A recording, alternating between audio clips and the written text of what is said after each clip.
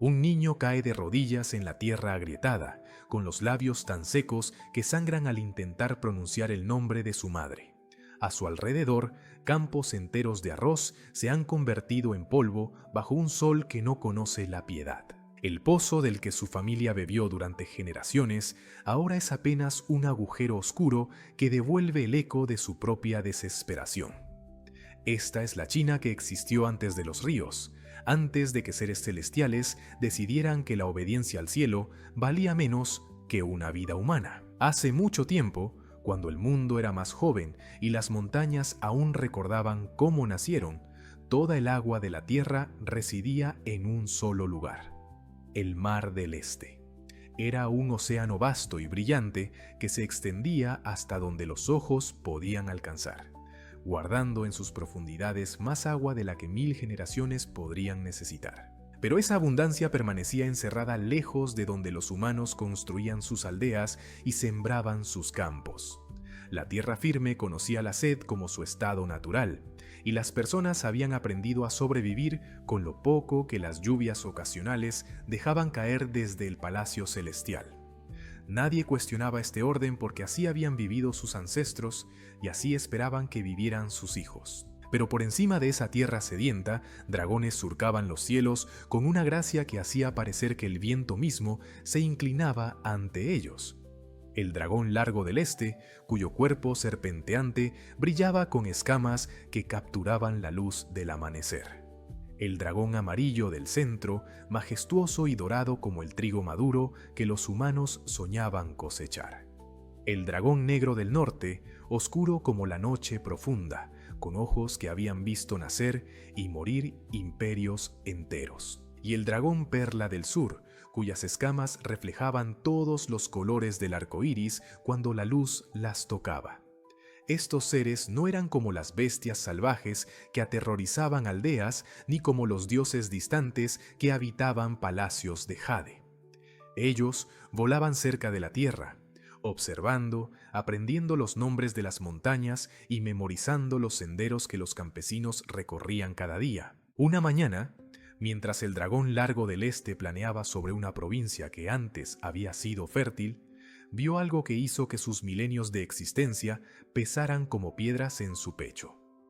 Hileras de cultivos marchitos se extendían hasta el horizonte, cada planta inclinada como si rezara a un dios que había dejado de escuchar. Los pozos que habían sostenido a familias durante generaciones ahora mostraban sus fondos agrietados al sol implacable. Y en el centro de un campo abandonado, una anciana se arrodillaba frente a la tierra seca, presionando su frente contra el suelo mientras sus labios se movían en una plegaria silenciosa. No lloraba porque no le quedaban lágrimas para desperdiciar. El dragón largo descendió lo suficiente para escuchar sus palabras, y lo que oyó atravesó algo profundo en su ser inmortal. La mujer no pedía riquezas ni poder, no suplicaba por venganza contra enemigos ni por gloria para su nombre.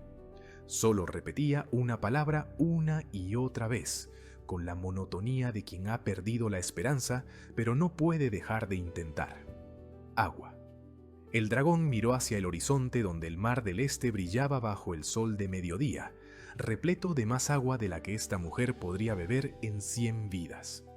Y entonces comprendió que la distancia entre la abundancia y la necesidad no siempre se mide en pasos, sino en la voluntad de quienes tienen el poder de tender un puente.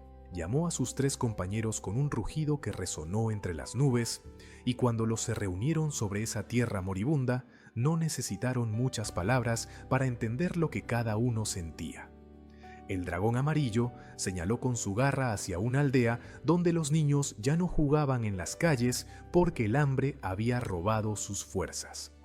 El dragón negro les mostró un río seco cuyo lecho agrietado serpenteaba como una cicatriz a través del paisaje, recordando tiempos en que el agua fluía generosa. Y el dragón perla llevó su mirada hacia el oeste, donde el humo de cremaciones prematuras se alzaba desde 3 aldeas diferentes. La sequía había llegado a un punto donde elegir quién bebía significaba elegir quién vivía. Durante días, los dragones volaron sobre toda China, trazando en sus mentes un mapa del sufrimiento que se extendía como una plaga silenciosa. Vieron a un padre ofrecer su propia ración de agua a sus hijos, sabiendo que esa decisión acortaría su vida. Observaron a comunidades enteras abandonar aldeas que sus familias habían habitado durante siglos, caminando hacia el este en busca de una costa que prometía humedad, pero que muchos no alcanzarían con vida. Presenciaron cómo la desesperación convertía a vecinos en enemigos cuando se descubría un pozo que aún conservaba algo de humedad en su fondo. La sequía no solo secaba la tierra, erosionaba los lazos que mantenían unida a la civilización. Cuando los dragones se reunieron nuevamente sobre las nubes, flotando en un círculo donde cada uno podía ver el rostro de los otros, el peso de lo que habían presenciado los envolvía como una tormenta que se niega a descargar. El dragón largo del este habló primero y su voz llevaba una urgencia que raramente mostraba un ser de su edad y poder. Les recordó que ellos, a diferencia de los dioses que habitaban el palacio celestial, volaban lo suficientemente bajo para ver los rostros individuales de quienes sufrían. Podían contar las costillas que sobresalían en el pecho de los niños, podían oír las toses secas de los ancianos cuyas gargantas se habían convertido en papel áspero. No eran números en un informe celestial, eran personas cuyas vidas se apagaban mientras los inmortales jugaban al ajedrez. El dragón amarillo del centro asintió con solemnidad, y sus palabras resonaron con la autoridad de quien ha visto levantarse y caer dinastías. Explicó que el emperador de Jade, soberano del cielo y la tierra, era el único con el poder de ordenar que las lluvias cayeran sobre los mortales. Pero el emperador residía en lo más alto del palacio celestial, rodeado de muros de jade y nubes de incienso, tan distante de la tierra que los gritos de 1000 aldeas moribundas no alcanzaban sus oídos. Alguien tendría que ascender hasta allí, cruzar las puertas custodiadas por guerreros divinos y hacer que el emperador viera lo que ellos habían visto.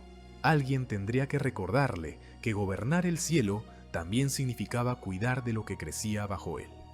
El dragón negro del norte, cuya voz era grave como el trueno distante, señaló la dificultad de su empresa. Los dragones, aunque poderosos y antiguos, no eran dioses con asientos en la corte celestial. Eran espíritus del aire y el agua, respetados pero no adorados, admirados pero no temidos.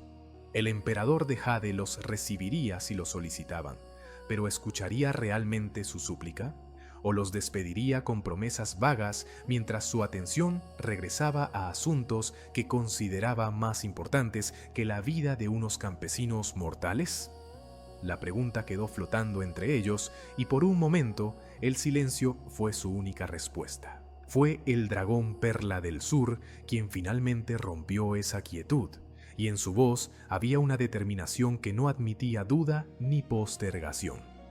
Declaró que el riesgo de ser ignorados no era excusa para no intentar, que el orgullo herido de un dragón valía infinitamente menos que la vida de un solo niño muriendo de sed.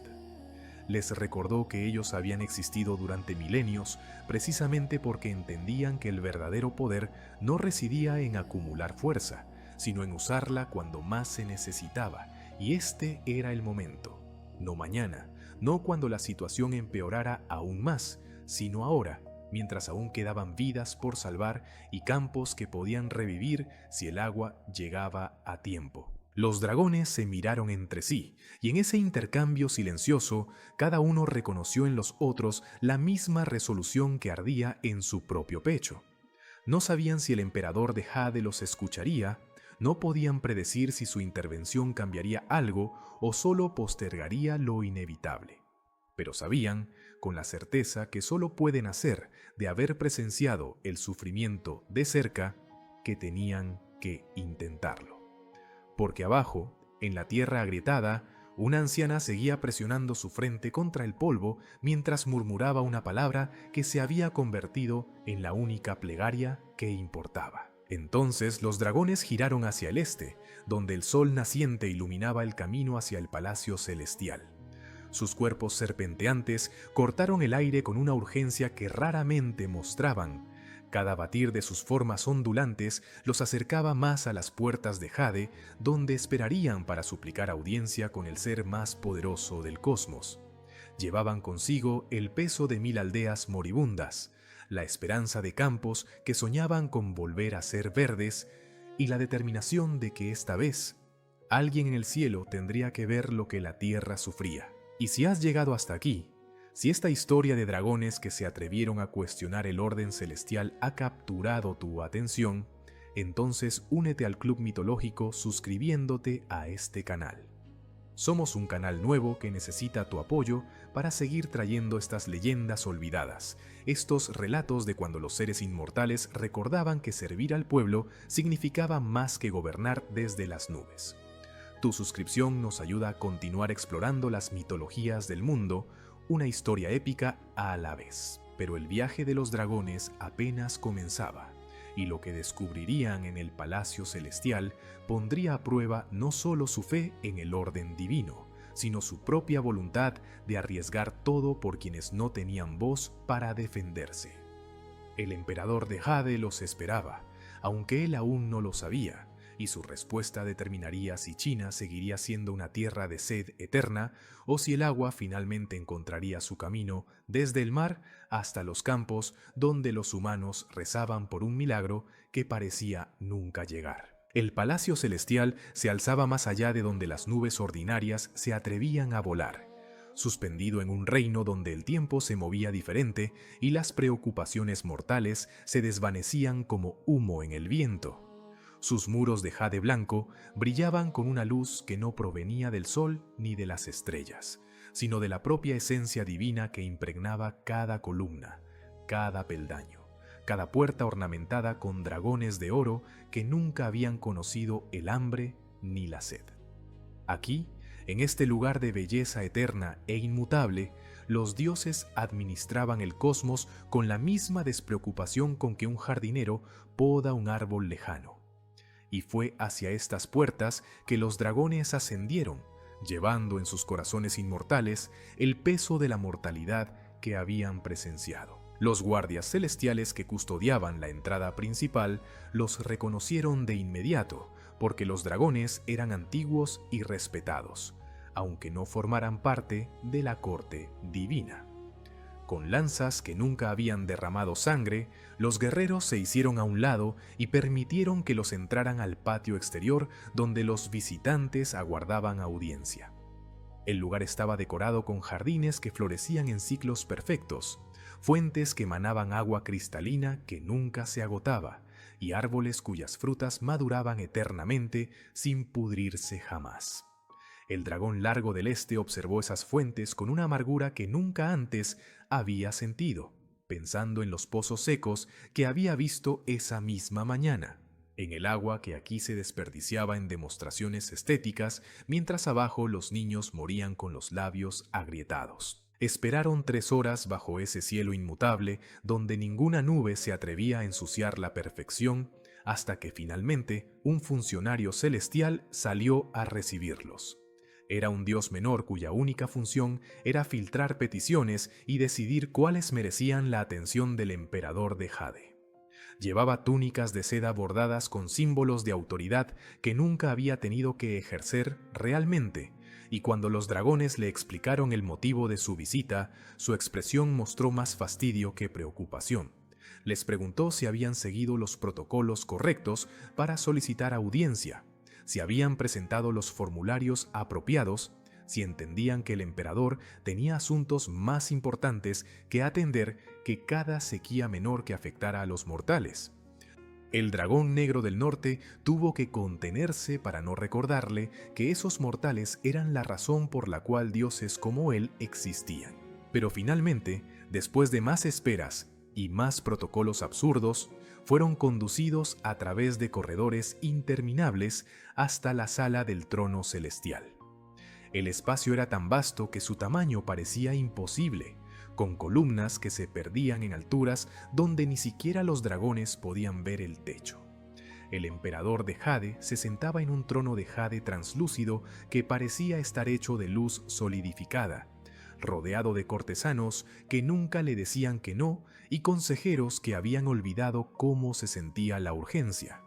Pero el emperador no estaba atendiendo asuntos de Estado ni dictando leyes cósmicas. Estaba inclinado sobre un tablero de ajedrez celestial, estudiando una partida contra sí mismo con la concentración de quien no tiene nada más importante que hacer. Los dragones se inclinaron con el respeto que su posición exigía, y el dragón largo del este tomó la palabra con una urgencia que hizo que varios cortesanos fruncieran el ceño ante tal falta de decoro. Describió la sequía que asolaba China, la tierra agrietada que rechazaba semillas, los cultivos muertos que cubrían provincias enteras como mortajas marrones. Habló de los pozos secos donde antes las familias habían bebido durante generaciones, de las aldeas abandonadas cuyos habitantes habían partido en busca de agua que no encontrarían. Mencionó el número de muertos que había presenciado solo en los últimos 3 días, aunque sabía que las cifras significaban poco para quien nunca había visto un rostro individual detrás de cada número. Y luego, con una voz que temblaba entre el respeto y la desesperación, suplicó al emperador de Jade que ordenara a las nubes llevar lluvia a la tierra antes de que fuera demasiado tarde. El emperador de Jade levantó la vista del tablero de ajedrez con la expresión de alguien interrumpido en medio de un pensamiento profundo. Sus ojos eran como estrellas antiguas, bellos pero distantes, capaces de ver a través de dimensiones, pero aparentemente incapaces de enfocar en algo tan pequeño como el sufrimiento de una especie mortal. Asintió vagamente mientras el dragón largo hablaba. Hizo un sonido que podía interpretarse como comprensión o simplemente como reconocimiento de que alguien había producido ruido. Y cuando el dragón terminó su súplica, cuando los seres celestiales aguardaban una respuesta que determinaría el destino de millones, el emperador pronunció una sola palabra que atravesó sus esperanzas como una daga de hielo: mañana. La palabra quedó suspendida en el aire de la sala del trono como una promesa hueca, resonando entre las columnas con el eco de incontables otras promesas iguales pronunciadas a lo largo de eones.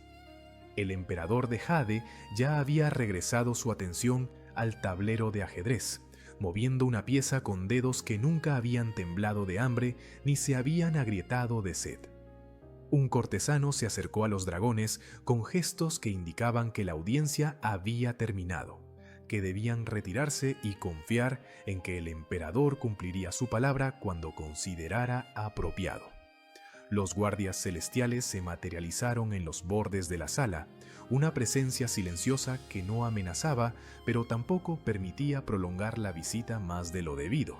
Los dragones se inclinaron nuevamente, porque desafiar abiertamente al emperador en su propia sala no era una opción, no todavía. Descendieron del palacio celestial con algo más que decepción en sus corazones. Llevaban la primera semilla de algo que los inmortales raramente sienten. Era una mezcla de frustración y rabia contenida, de comprensión amarga de que quienes tenían el poder de cambiar las cosas preferían no molestarse si eso interrumpía su comodidad. El dragón amarillo del centro expresó en voz alta lo que todos pensaban, que tal vez debían esperar, darle al emperador la oportunidad de cumplir su promesa, porque desconfiar de la palabra del gobernante celestial era acercarse peligrosamente a la herejía. Pero en su voz había una duda que no intentó esconder, una pregunta implícita de si la paciencia era realmente una virtud cuando cada hora de espera se medía en vidas perdidas. Regresaron a las nubes sobre China y esperaron. Observaron el cielo en busca de señales de que las nubes de lluvia se estaban formando, de que los designios celestiales finalmente se movían para responder a su súplica. El primer día pasó sin una sola gota de agua cayendo sobre la tierra sedienta. El segundo día, el sol siguió golpeando sin piedad mientras los dragones volaban en círculos sobre provincias moribundas, alternando entre la esperanza irracional y la certeza creciente de que habían sido engañados. El tercer día, cuando presenciaron a una madre intentar alimentar a su bebé con tierra húmeda porque no tenía leche ni agua para darle, el dragón Perla del Sur rompió el silencio que habían mantenido y declaró lo obvio. El emperador no enviaría la lluvia. No hoy, no mañana, probablemente nunca. Pero el dragón largo del este insistió en que debían intentar una vez más, que tal vez su primera súplica no había sido lo suficientemente clara, que quizás si el emperador veía con sus propios ojos lo que ellos habían presenciado, su corazón inmortal se movería a la acción. Así que ascendieron nuevamente al Palacio Celestial, cruzaron las mismas puertas ornamentadas, esperaron en los mismos jardines perfectos donde el agua se desperdiciaba en fuentes decorativas. Esta vez los hicieron esperar 5 horas antes de concederles audiencia, y cuando finalmente entraron a la sala del trono, encontraron al emperador de Jade exactamente en la misma posición, inclinado sobre el mismo tablero de ajedrez como si ni un solo momento hubiera pasado desde su última visita. El dragón negro del norte habló esta vez, y su voz llevaba una gravedad que hizo que algunos cortesanos retrocedieran instintivamente. Describió con detalles específicos lo que había visto: una aldea entera donde no quedaba un solo ser vivo, ni humano ni animal, solo cuerpos conservados por la sequedad del aire que los había matado. Habló de una mujer que había cavado con sus propias manos tratando de encontrar humedad bajo la tierra, hasta que sus dedos sangraban y su fuerza la abandonó junto a un agujero que solo revelaba más tierra seca. Mencionó que cada día de retraso no era una abstracción en algún registro celestial, sino familias desapareciendo de la historia, linajes que terminaban porque el agua que necesitaban estaba a solo un decreto de distancia. Y preguntó, con un respeto que apenas contenía su urgencia, si el emperador de Jade podía ordenar ahora, en este momento, que las lluvias cayeran. El emperador levantó la vista nuevamente con la misma expresión vagamente molesta de quien es interrumpido 2 veces en el mismo pensamiento. Asintió de manera ausente, pronunció otra vez esa palabra que se había convertido en una burla: mañana. Añadió que tenía muchos asuntos que atender, que gobernar el cosmos requería equilibrio y consideración cuidadosa, que no podía simplemente alterar los patrones climáticos sin consultar a varios ministerios celestiales. Prometió que se encargaría del asunto pronto, muy pronto, definitivamente pronto. Y luego, antes de que los dragones pudieran responder, movió otra pieza en su tablero de ajedrez y su atención se desvaneció como si nunca hubieran estado allí.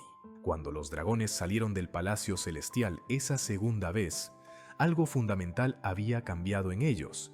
Ya no llevaban esperanza de que la autoridad celestial actuaría por compasión o deber.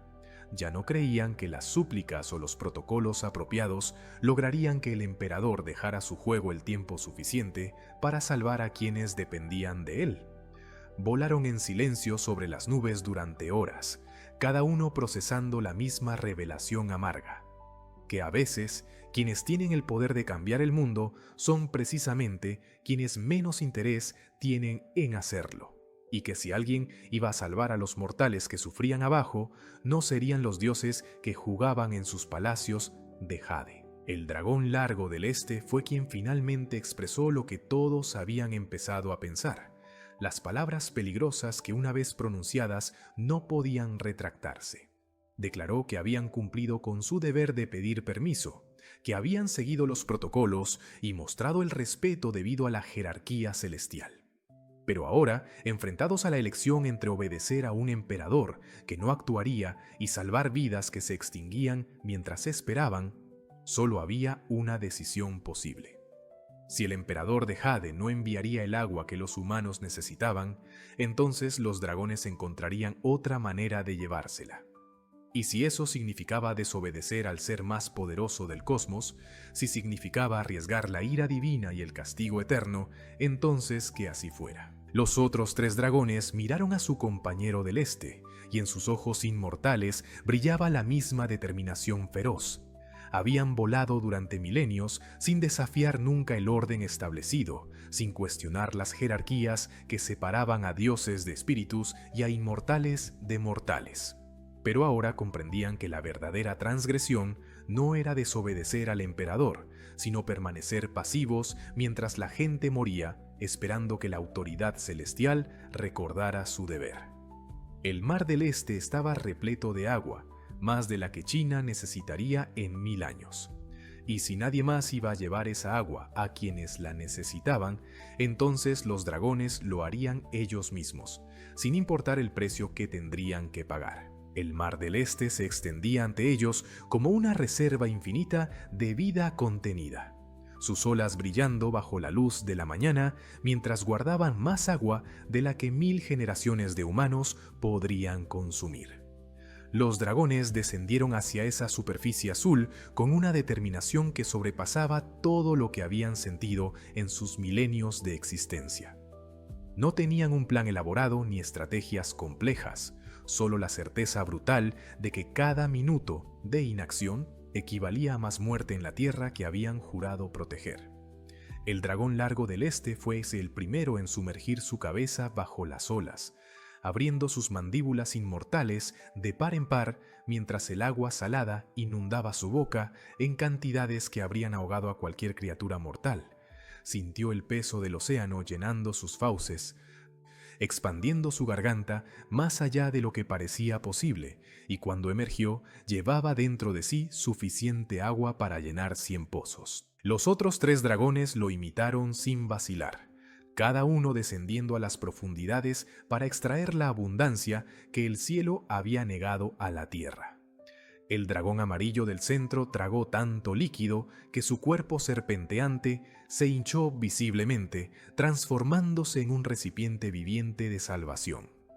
El dragón negro del norte se sumergió más profundo que los demás, alcanzando corrientes frías donde el agua era más pura y densa, y el dragón perla del sur llenó su boca con olas que capturaban la luz del sol, como si quisiera llevar no solo agua, sino también esperanza a quienes habían olvidado cómo se sentía. Cuando los emergieron finalmente, sus cuerpos cargados hasta el límite intercambiaron una mirada que no necesitaba palabras. Lo que estaban a punto de hacer cambiaría todo. Y ninguno de ellos tenía dudas de que valía la pena. Volaron hacia el oeste con una urgencia que hacía temblar el aire a su alrededor, sus formas ondulantes cortando el cielo como flechas disparadas por un arco invisible.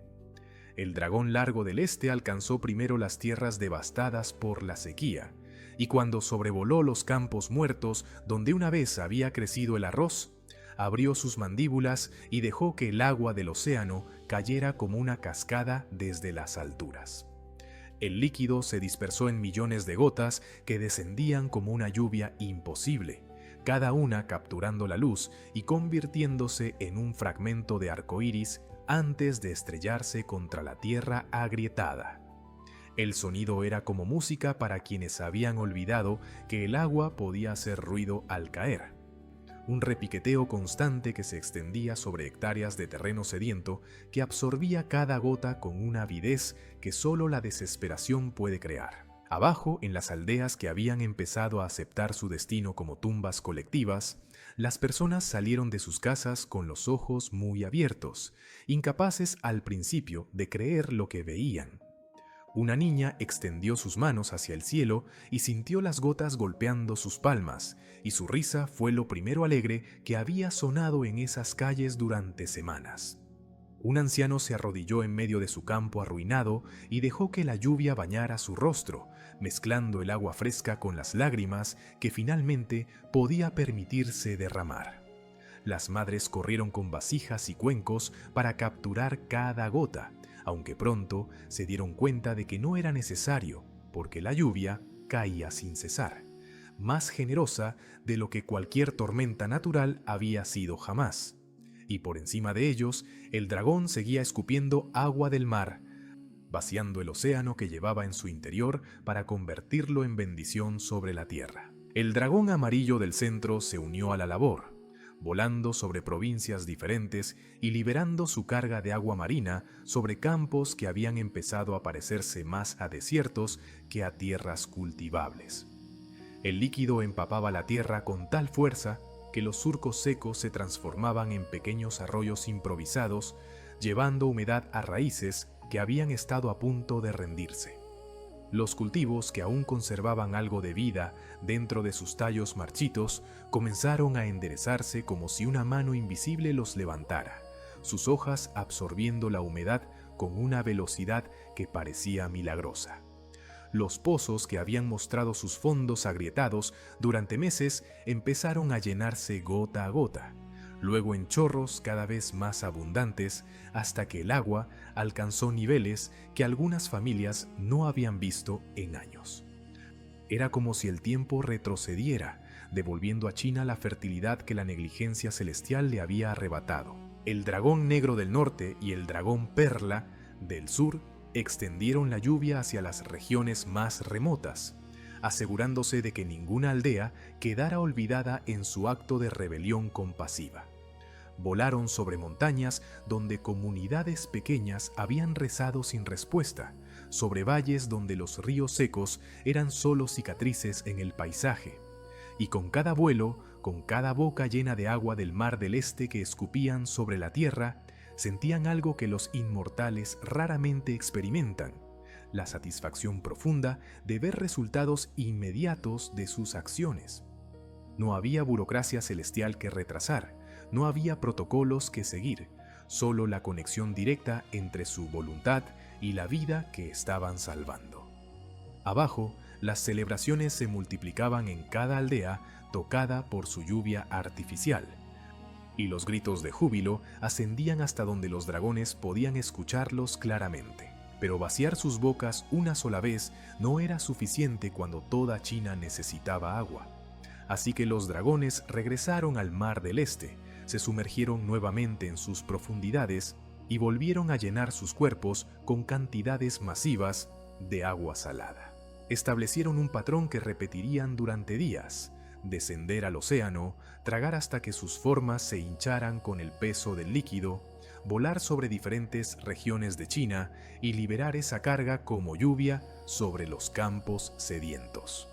Era un trabajo agotador incluso para seres inmortales, pero cada vez que comenzaban a sentir el cansancio, veían a una familia reunida celebrando que sus cosechas sobrevivirían, o a un niño bebiendo agua fresca del pozo que había estado seco ayer, y esas imágenes eran suficientes para enviarlos de regreso al mar una vez más. Durante 3 días y 3 noches, los dragones continuaron su labor imposible. Formaron columnas de lluvia que se movían por toda China como tormentas controladas, asegurándose de que cada provincia recibiera suficiente agua para recuperarse. Los campos revivieron con una velocidad que maravilló incluso a los campesinos más experimentados, el arroz brotando verde y vigoroso como si nunca hubiera conocido la sequía. Los árboles frutales que habían dejado caer sus hojas comenzaron a florecer nuevamente, prometiendo cosechas que alimentarían a familias durante todo el invierno. Los animales que habían huido en busca de agua regresaron a sus territorios habituales, encontrando abrevaderos llenos y pastos que volvían a crecer. China estaba sanando, y todo porque seres celestiales habían decidido que la vida de los mortales valía más que la obediencia ciega. Pero en las profundidades del Mar del Este, alguien había notado que su dominio estaba siendo saqueado. El dios del mar era una deidad antigua y territorial, cuyo único propósito era custodiar las aguas oceánicas y asegurarse de que ninguna criatura robara lo que le pertenecía. Durante días, había observado cómo los dragones descendían a su reino, tragaban cantidades obscenas de agua y volaban hacia el oeste para dispersarla sobre la tierra seca. Al principio, había pensado que tal vez tenían permiso del emperador de Jade para esta acción sin precedentes, porque ¿qué otra explicación podría haber? Pero cuando envió mensajeros celestiales para confirmar, descubrió algo que encendió su furia como un incendio en el fondo del océano. Los dragones actuaban por su cuenta, sin autorización, robando agua que no les pertenecía para dársela a mortales que no importaban. El dios del mar ascendió desde sus dominios con una velocidad nacida de la indignación, su forma dejando remolinos y marejadas a su paso.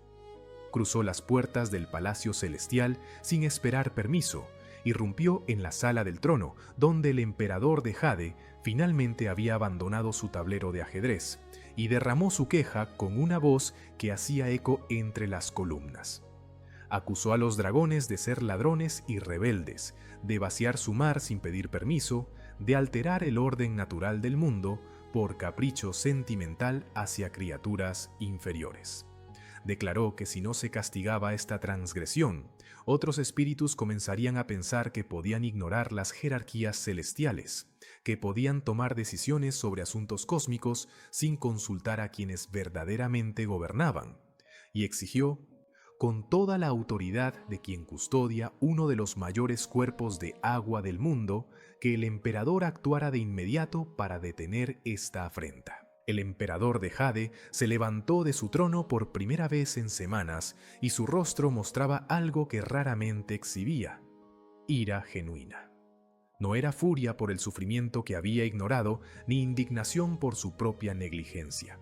Era la rabia de quien ve cuestionada su autoridad, de quien descubre que sus órdenes han sido desobedecidas por seres que deberían saber su lugar.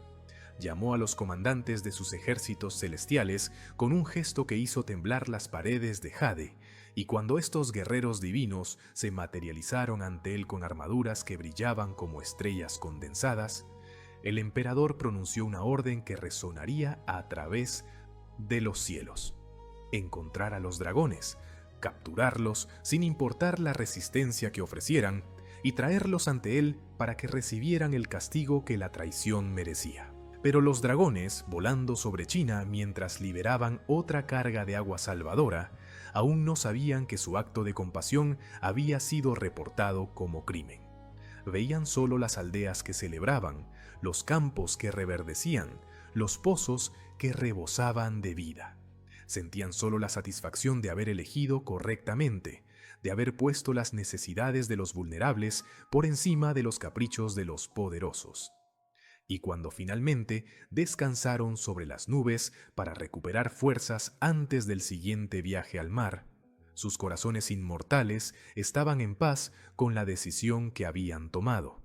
No sabían que el cielo había empezado a moverse contra ellos, que soldados celestiales ya rastreaban sus movimientos, y que el precio de su rebelión estaba a punto de ser cobrado de una manera que ni siquiera seres tan antiguos como ellos podían imaginar completamente. Los ejércitos celestiales descendieron sobre los dragones como una tormenta de luz y acero divino, apareciendo de repente entre las nubes donde los seres habían descansado después de su última carga de agua.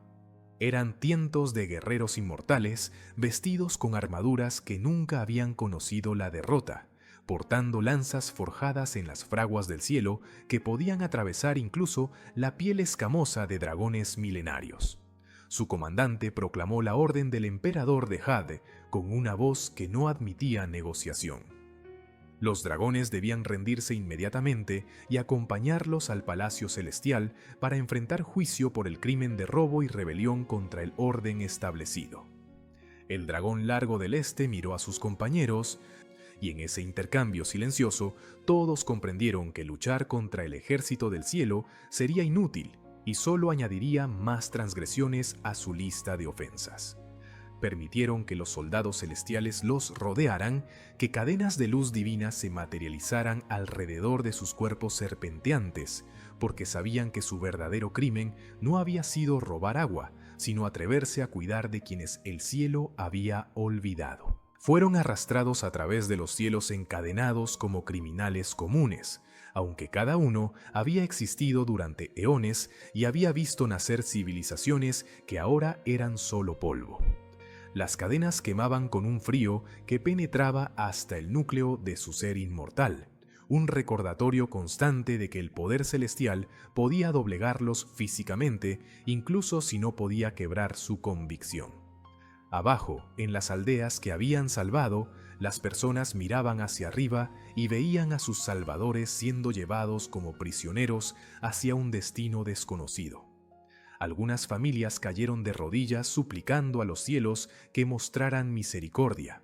Otras simplemente observaban en silencio, sabiendo que no había nada que mortales como ellos pudieran hacer para influir en asuntos divinos. Los niños que habían reído bajo la lluvia imposible ahora lloraban viendo partir a quienes les habían devuelto la vida, sin entender por qué salvar personas era considerado un crimen por los dioses que supuestamente los protegían. En la sala del trono celestial, el emperador de Jade los esperaba de pie, y su postura transmitía una furia tan intensa que hacía temblar el aire a su alrededor. Los cortesanos se habían apartado formando un círculo amplio, ninguno queriendo estar demasiado cerca cuando el gobernante del cosmos descargara su ira sobre los transgresores. El dios del mar estaba presente también, observando con satisfacción apenas contenida mientras los dragones eran forzados a arrodillarse ante el trono de Jade.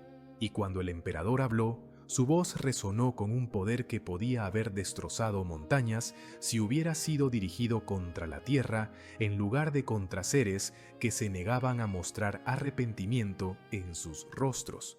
Los acusó de robo, de desobediencia, de socavar la autoridad celestial que mantenía el cosmos en orden. Les preguntó qué los había hecho creer que tenían derecho a tomar decisiones sobre asuntos que estaban más allá de su jurisdicción, que los había convencido de que las necesidades de mortales efímeros justificaban desafiar al gobernante eterno del universo.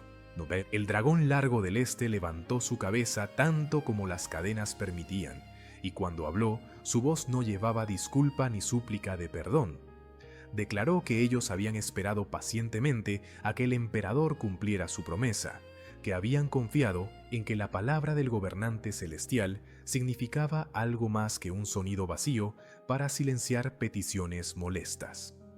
Recordó al emperador que abajo, en la tierra que supuestamente gobernaba, personas habían muerto esperando la lluvia que él había prometido enviar mañana, un mañana que nunca llegó. Señaló que el mar del este seguía rebosante de agua, incluso después de todo lo que ellos habían tomado, que su acción no había empobrecido el océano, pero había salvado incontables vidas que de otro modo se habrían perdido en la indiferencia divina. Y concluyó con palabras que hicieron que varios cortesanos jadearan de horror, que si elegir entre obedecer a un emperador negligente y salvar a los inocentes era un crimen, entonces ellos eran criminales y no sentían vergüenza por ello. El silencio que siguió a esa declaración era tan denso que parecía sólido, como si el propio aire se hubiera congelado ante la audacia de un ser que desafiaba abiertamente al emperador de Jade en su propia sala. Los ojos del gobernante celestial ardían con una furia que había acumulado no solo por la desobediencia, sino por ser obligado a confrontar la verdad de su propia negligencia. Pero en lugar de justificar sus acciones o admitir que tal vez los dragones tenían razón, decidió que la transgresión merecía un castigo que serviría como advertencia para cualquier otro espíritu que considerara poner compasión por encima de obediencia.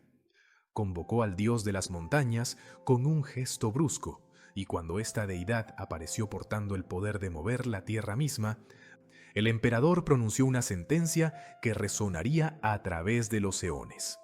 Cada dragón sería aprisionado bajo una montaña diferente, aplastado por el peso de la tierra que tanto amaban, condenado a permanecer inmóvil por toda la eternidad mientras el mundo seguía girando sin ellos. El dios de las montañas asintió con solemnidad y descendió a la tierra llevando consigo a los dragones encadenados. Escogió ubicaciones estratégicas a lo largo de China, lugares donde el castigo sería más visible y el mensaje más claro. Colocó al dragón largo del este en el centro del país y convocó una montaña masiva que surgió de la tierra como un diente de piedra, aplastando al dragón bajo millones de toneladas de roca. El dragón amarillo fue aprisionado en el norte, con una segunda montaña que lo enterró tan profundamente que la luz del sol nunca volvería a tocar sus escamas doradas. El dragón negro fue sepultado en la frontera norte bajo picos que tocaban las nubes, y el dragón perla en el sur bajo una cadena montañosa que se extendía como una cicatriz sobre el paisaje. Las montañas se alzaban como monumentos a la ira celestial, recordatorios permanentes de que desafiar al emperador de Jade traía consecuencias que ni siquiera la inmortalidad podía evadir. Pero los dragones, aplastados bajo el peso imposible de las montañas que los aprisionaban, no gritaron de dolor ni suplicaron liberación. En la oscuridad absoluta bajo toneladas de roca, donde ningún ser debería poder sobrevivir, los se comunicaron de la única manera que seres tan antiguos pueden hacerlo, compartiendo una comprensión simultánea de lo que debían hacer a continuación. Habían salvado a China temporalmente, pero la lluvia que habían traído eventualmente se secaría y la sequía podría regresar. El emperador de Jade nunca cambiaría, nunca aprendería que gobernar significaba más que jugar ajedrez en un palacio de Jade. Y si ellos querían asegurar que su sacrificio tuviera significado permanente, que las vidas que salvaron continuaran prosperando, tendrían que abandonar no solo su libertad, sino su propia forma física.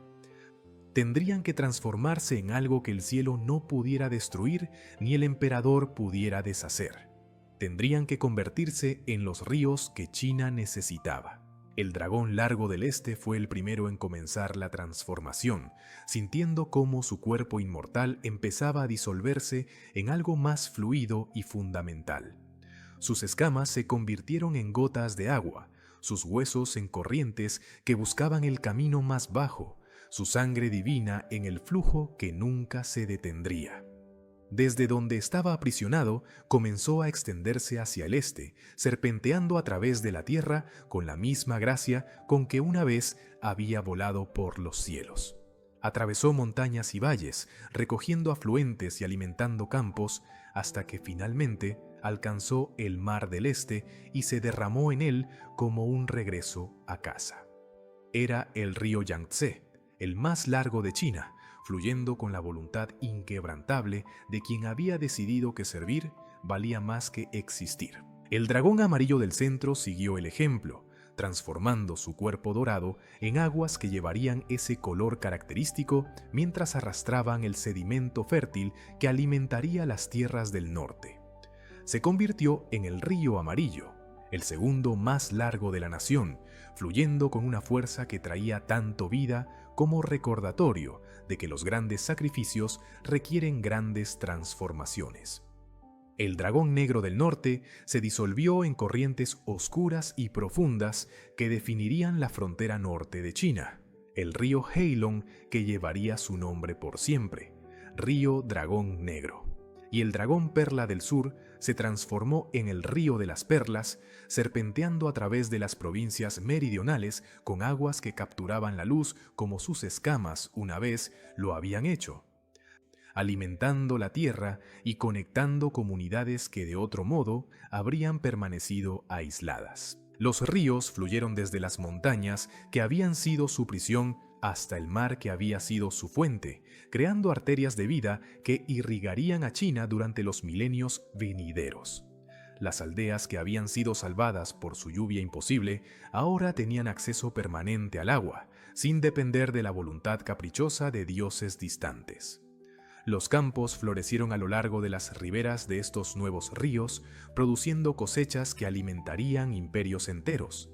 Las ciudades crecieron donde los ríos se encontraban, aprovechando las rutas de transporte que conectaban el interior con la costa. Y todo esto existía porque dragones habían decidido que el sufrimiento de los mortales importaba más que su propia existencia en la forma que habían conocido durante eones. En las aldeas a lo largo de estos ríos, las personas comenzaron a contar la historia de los dragones que habían desobedecido al cielo para salvar la tierra. Construyeron templos en las orillas donde las familias venían a dar las gracias no a los dioses del palacio celestial, sino a los espíritus que habían sacrificado todo por aquellos que no tenían poder para salvarse a sí mismos. Los niños crecieron escuchando cómo el agua que bebían había sido una vez el cuerpo de un dragón que eligió la compasión sobre la obediencia, la acción sobre la pasividad. Y con cada generación que se beneficiaba de estos ríos eternos, la lección se arraigaba más profundamente en la conciencia colectiva, que la verdadera grandeza no se mide en poder acumulado ni en obediencia ciega, sino en la voluntad de sacrificar todo lo que eres para servir a quienes más lo necesitan. Hoy, miles de años después de que los dragones tomaran su decisión final, sus ríos siguen fluyendo con la misma determinación inquebrantable que los llevó a desafiar al emperador de Jade. El Yangtze, el amarillo, el Heilong y el de las perlas continúan nutriendo a China, sosteniendo cientos de millones de vidas que tal vez nunca conocerán los nombres de los dragones, pero que existen gracias a su sacrificio. Son recordatorios eternos de que a veces la mayor traición contra el cielo es la mayor lealtad hacia la tierra, que la desobediencia justificada vale más que la obediencia ciega, y que cuando quienes tienen poder eligen no usarlo para proteger a los vulnerables, la responsabilidad recae en quienes están dispuestos a arriesgar todo por hacer lo correcto. Y si esta historia de sacrificio y compasión te ha movido, si has sentido la fuerza de dragones que renunciaron a su inmortalidad para que otros pudieran vivir, entonces ayúdanos a seguir contando estas leyendas suscribiéndote a nuestro club mitológico. Somos un canal nuevo que necesita tu apoyo para continuar explorando las historias que revelan verdades eternas sobre el valor, el sacrificio y lo que realmente significa ser heroico. Cada suscripción nos permite traer más mitos olvidados, más leyendas que demuestran que la compasión siempre ha sido más poderosa que la autoridad. Únete a nosotros en este viaje por las mitologías del mundo, una historia transformadora a la vez. Los dragones ya no vuelan sobre las nubes ni descienden al mar del este para llenar sus bocas con agua salvadora. Pero su presencia se siente cada vez que un niño bebe del río sin pensar en la sed, cada vez que un campo florece gracias a la irrigación constante, cada vez que una familia construye su vida junto a aguas que nunca se secan. Fluyen eternamente como la prueba viviente de que el verdadero heroísmo no busca la gloria ni espera recompensa. Los verdaderos héroes simplemente ven el sufrimiento, reconocen que tienen el poder de aliviarlo y actúan sin importar el precio personal que deban pagar. Y en esa elección de transformarse en algo que serviría a otros, incluso después de que su forma original desapareciera, los dragones de China alcanzaron una inmortalidad más profunda que cualquier vida eterna en los cielos podría haber ofrecido.